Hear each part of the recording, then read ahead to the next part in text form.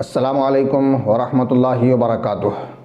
بسم اللہ الرحمن الرحیم۔ الحمدللہ رب العالمین والصلاة والسلام وتحیۃ والاکرام علی محمد وآلہ الطیبین الطاہرین وصحابہ المخلصین۔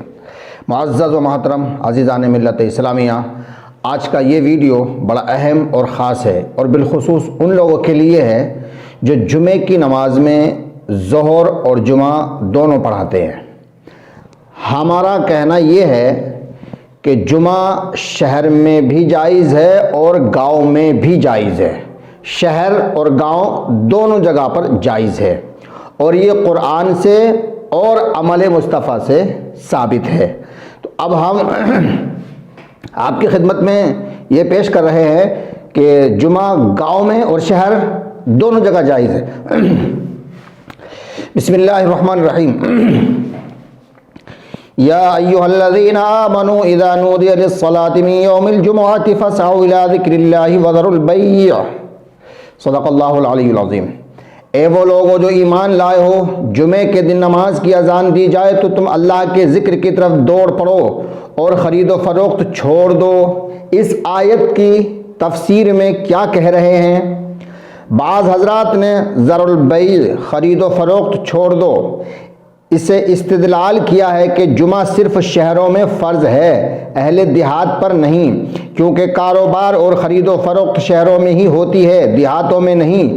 حالانکہ اول تو دنیا میں کوئی گاؤں ایسا نہیں جہاں خرید و فروخت اور کاروبار نہ ہوتا ہو، اس لیے یہ دعویٰ ہی خلاف واقعہ ہے۔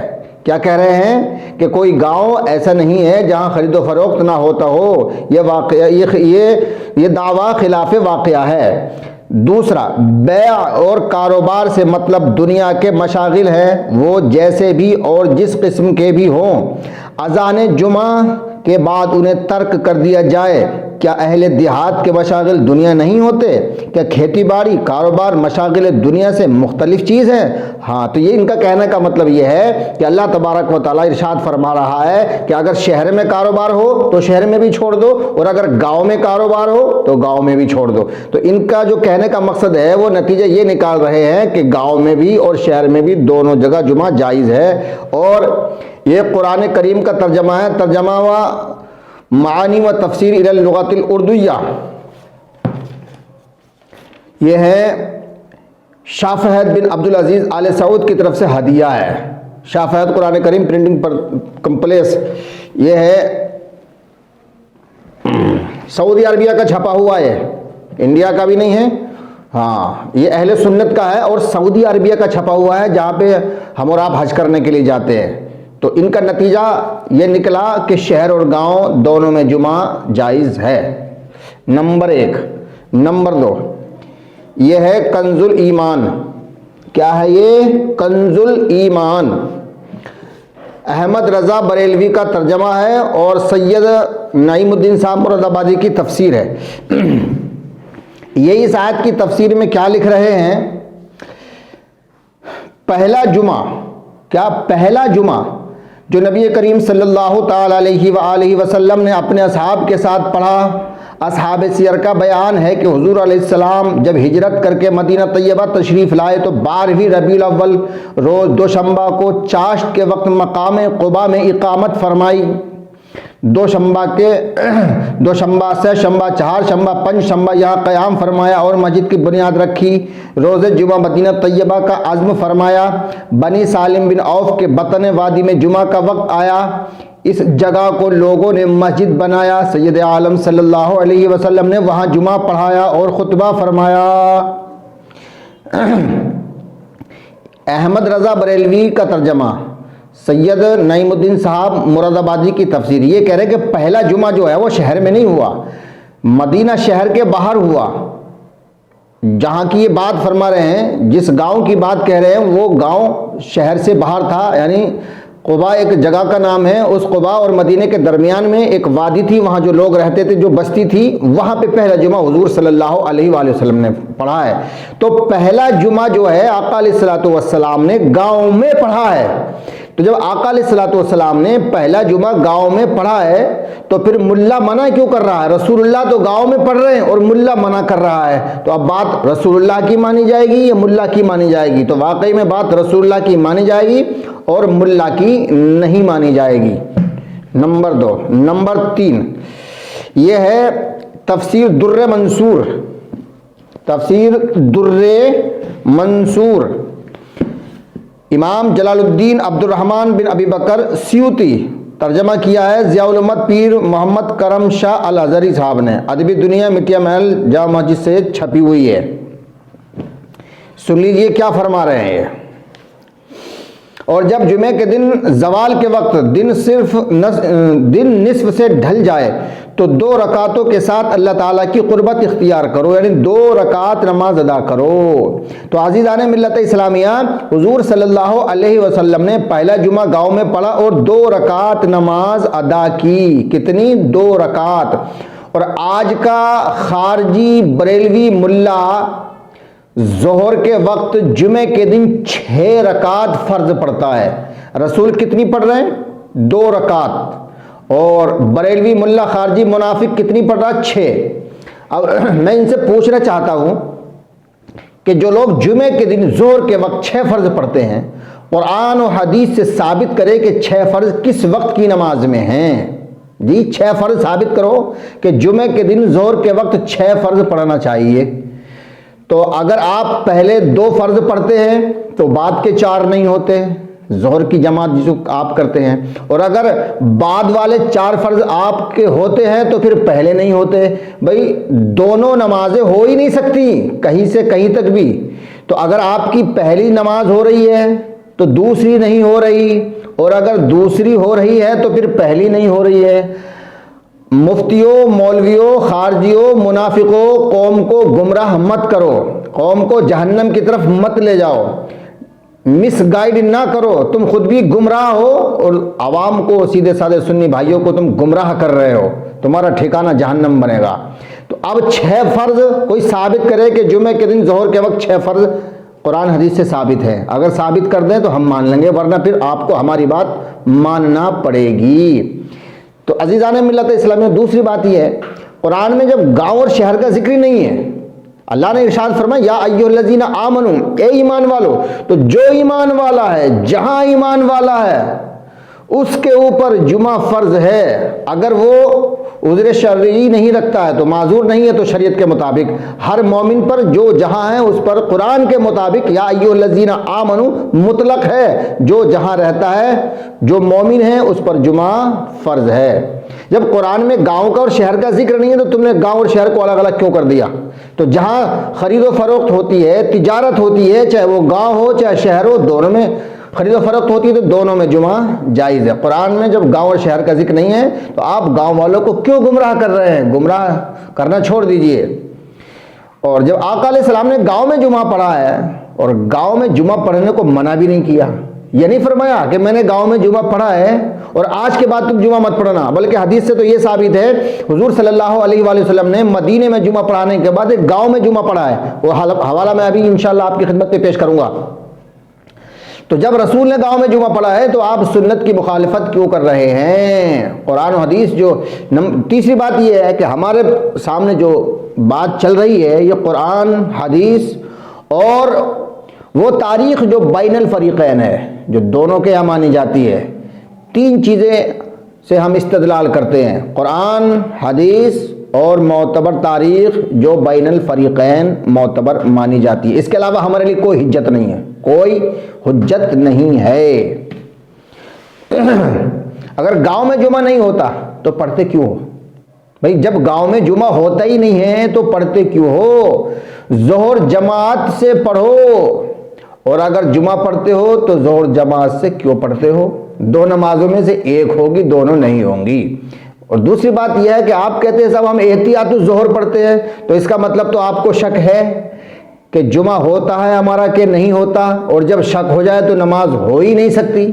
بھائی احتیاط الظہر کا مطلب یہی ہے نا کہ صاحب مطلب ہے کہ جمعہ نہیں ہوتا اور جہاں جمعہ رائج ہے اس کو روکا جائے، جہاں جمعہ لوگ پڑھتے چلے آ رہے ہیں اس کو بند نہ کیا جائے بلکہ احتیاط الظہر پڑھ لی جائے۔ تو یہ تو شک ہو گیا، اور جب شک ہو گیا تو نماز ہی نہیں ہوگی۔ عجیب آدمی ہے، عجیب مفتی ہے، پڑھ لکھ کے جاہل بننا ہے۔ اتنی خلاصہ باتیں تمہارے سمجھ میں نہیں آ رہی ہیں، یہ خارجیت، منافقت پھیلا رہے ہو، لوگوں کو گمراہ کر رہے ہو۔ سنیے گا، یہ در منصور ہے، یہ فرما رہے ہیں امام زبیر بن بکار رحمۃ اللہ علیہ نے اخبار المدینہ میں حضرت ابن شہاب رحمۃ اللہ علیہ سے یہ قول بیان کیا کہ حضور نبی رحمت صلی اللہ علیہ وآلہ وسلم جمعے کے دن قباء سے چلے اور بنی سالم کے پاس سے آپ گزرے اور وہیں آپ صلی اللہ علیہ وآلہ وسلم نے بنی سالم کے ساتھ نماز جمعہ ادا فرمائی، اور یہ وہی مسجد ہے جو بطن وادی میں واقع ہے، مدینے میں نہیں، مدینے سے دور، بطن وادی میں واقع ہے، اور جہاں آپ نے پہلا جمعہ پڑھا ہے وہ گاؤں میں، شہر نہیں ہے، اور یہ وہ پہلا جمعہ تھا جو رسول اللہ صلی اللہ علیہ وسلم نے پڑھا ہے۔ اس کی جلد نمبر 6 تفسیر در منصور کی، صفحہ نمبر ہے 566۔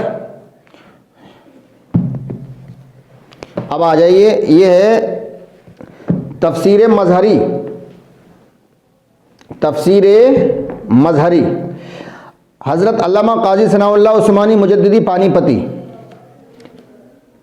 جلد نمبر اس کی بھی 6 ہے۔ یا ایھا الذین آمنوا اذا نودی للصلاۃ من یوم الجمعہ، اس آیت کی تفسیر میں لکھ رہے ہیں، بغوی رحمۃ اللہ علیہ نے لکھا ہے کہ جمعے کا دن بنو سالم بن عمرو بن عوف کے محلے میں آیا اور اسی مسجد میں آپ نے نماز جمعہ ادا کی، یعنی وادی میں، گاؤں میں۔ کیا لکھ رہے ہیں تفسیر والے؟ گاؤں میں۔ جی آگے چلیے، اس کا تفسیر مظہری کا صفحہ نمبر ہے 303۔ آگے کیا لکھا ہے انہوں نے صفحہ نمبر 311 پر، میں پوری عبارت پڑھ کے سنا دیتا ہوں۔ رہی بات یہ کہ کون سی آبادی میں جمعہ ہونا چاہیے اور جماعت میں کتنے اشخاص کا ہونا ضروری ہے، اس میں ائمہ کے اقوال مختلف ہیں۔ امام شافعی، کون؟ امام شافعی، امام احمد اور اسحاق رحمۃ اللہ علیہم کا قول ہے کہ جس بستی میں 40 مرد، کتنے؟ جس بستی میں 40 مرد آزاد عاقل بالغ بطور وطنیت مقیم ہوں، یعنی اس بستی میں مستقل طور پر متوطن ہوں، یعنی وہاں رہتے ہوں، مستقل مہمان کے طور پہ مقیم نہ ہوں، نہ بغیر کسی خاص ضرورت کے، جیسے معاشی ضرورت، تجارتی ضرورت، قرابت داروں سے ملاقات کی ضرورت، حج و عمرے کی ضرورت وغیرہ، بستی سے باہر نہ جاتے ہوں، یعنی سفر پر نہ جاتے ہوں، ایسی بستی میں اقامت جمعہ واجب ہے۔ جہاں 40 افراد رہتے ہوں ایسی بستی میں جمعہ قائم کرنا واجب ہے، یعنی ضروری ہے، لازم ہے۔ اگر اس طرح اور ان صفات کے مرد وہاں 40 سے کم ہو تو جمعہ صحیح نہیں۔ امام مالک رحمۃ اللہ علیہ نے فرمایا، کس نے؟ امام مالک۔ پہلے کون تھے؟ امام شافعی، امام احمد اور اسحاق، یہاں ہے امام مالک۔ انہوں نے فرمایا جس بستی میں گھر ملے ہوں، مسجد اور بازار بھی ہوں تو وہاں جمعہ واجب ہے، اور آبادی اتنی ہو جس کو عرف میں گاؤں کہا جاتا ہے، جس کو عرف میں گاؤں کہا جاتا ہے، اس میں لکھا ہوا ہے گاؤں، گاؤں لکھا ہوا ہے اس میں، گاؤں جس کو عرف میں گاؤں کہا جاتا ہے۔ اب یہ تفسیریں تو یہ کہہ رہی ہیں، تو مفتیوں کو یہ تفسیریں نظر نہیں آتی ہیں۔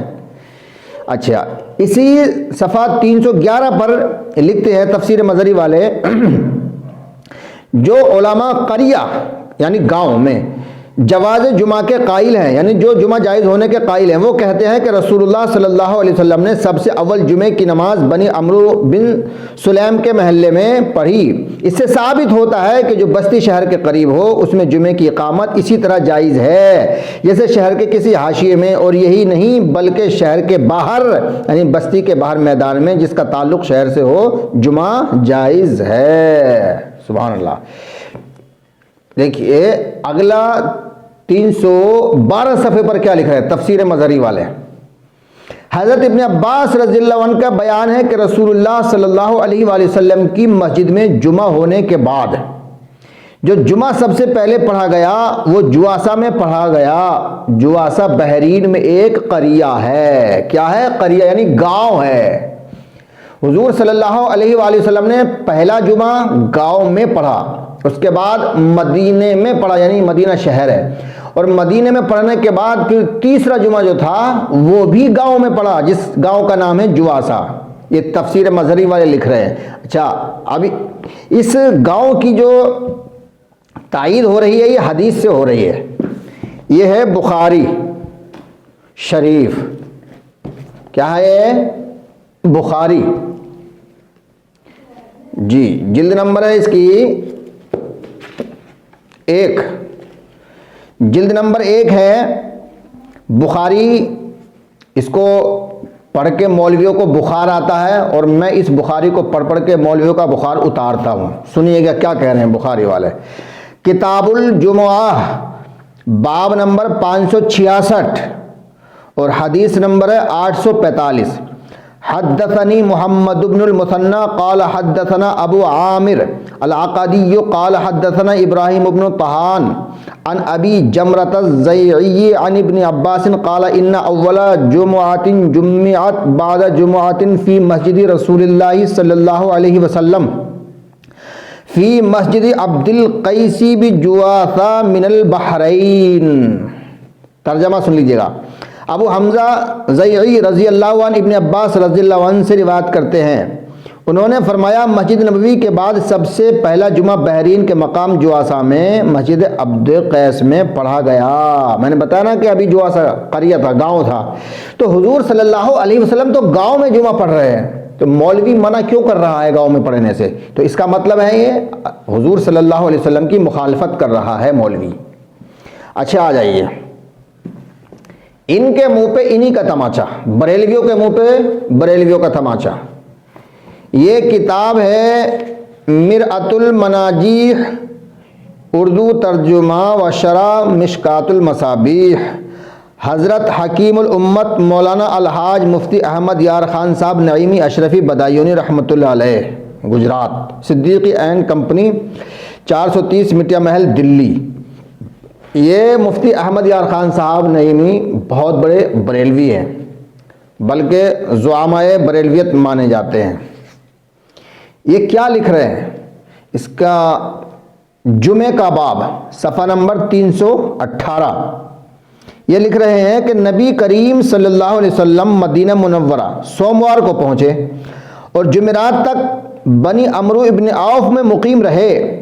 پھر وہاں سے جمعے کے دن بنی سالم ابن عوف میں تشریف لائے اور اس مسجد میں جمعہ پڑھا جو بطن وادی میں ہے. یہ حضور صلی اللہ علیہ وسلم کا پہلا جمعہ تھا جو اس مسجد میں ادا ہوا. فقیر نے اس کی زیارت کی ہے اور وہاں 2 نفل پڑھے ہیں. مسجد قباء کے راستے میں ہے، مسجد قباء اور مدینہ کے درمیان میں راستے میں ہے. جو پہلا جمعہ گاؤں میں حضور صلی اللہ علیہ وآلہ وسلم نے پڑھا.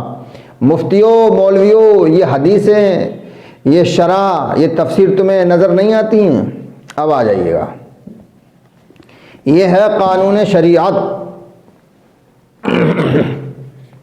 شریعت کا قانون. اس کے لکھنے والے ہیں حضرت مولانا شمس الدین احمد صاحب جعفری رضوی جونپوری دامت فیض القوی، سابق شیخ الحدیث الجامعۃ الاشرفیہ مبارک پور، ضلع اعظم گڑھ، U P, India. Farid book stall, Urdu بازار، لاہور. یہ لکھ رہے جمعے کا بیان، صفحہ نمبر ہے 160.